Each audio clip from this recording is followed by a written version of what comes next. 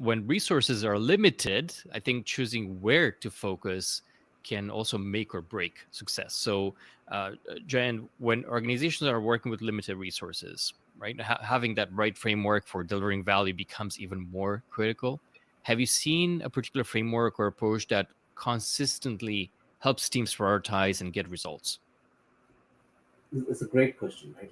Yes, and especially either in big enterprise like a healthcare, finance, or Yeah. even we apply this we apply this even for Arivonix too, right?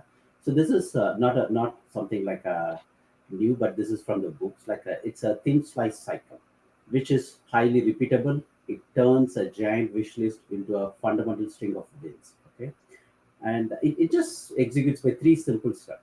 This three thin slice cycle executes by three simple steps. So you start with your framework as a value size. Every time you go in a company, you call this word project. So first thing is you start with banning the word project. So everything becomes a slice. Yeah, one sentence that links a business result to a measurable data signal, right? This is the key. There could be like a bad slice and good slice. Like I can give an example of what is a bad slice would look like. As Karthik pointed out, you cannot come up with a very vague KPI. For example, you can say improve data quality, but that is too vague, right? Nobody can cache that. But a good slice can be like, hey, cut invoice dispute 30% by matching purchase order to delivery scan in near real time. Right? So now we can point to a fewer chargeback and happier supplies. So then we tag every slice with a dollar proxy, right? And the revenue gained, cost avoided, or risk reduced. If we can't trace it to the money or the risk in the next quarter, you just drop from the list. So that's Hmm. the step one, right? And step two, now you start scoring them, right? And again, you take each slice and you put it into like a two-axis lens. One is from the impact, which is if we nail it, how much money it moves or how much risk disappears, right? And also the second axis you put like a time to learn it means how fast you can put the slice in front of real user and read the metrics.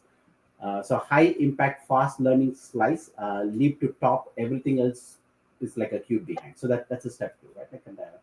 And step three, this is very important, and always finish one slice before you start the next one. So this is like a rule that you have to enforce, like a one slice, 1 month, one metric. And small team don't win by parallelizing; they win by finishing it.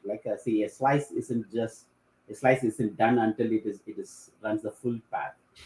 That includes like a ingestion, transform, deliver, right? So think like a slice is something that gets you the money out of the revenue out from it, right? So inside the same governed workspace, no hands off. So basically, like you ship it, you measure it, and only then you put the next slice off the slack. Right? Till that you keep working on the slice. If anyone they stick to that rhythm, even a 5-person crew, because within Arivonix, this is what we have 5-person crew who can show the real business impact every quarter, while bigger rivals are still debating on priorities, right? Again, the mantra is says keep it like a one slice, one metrics, 1 month, ship, learn, repeat. That's how the thin slice values in action. Thank you. Thank you. So, yeah, that's wonderful and very insightful.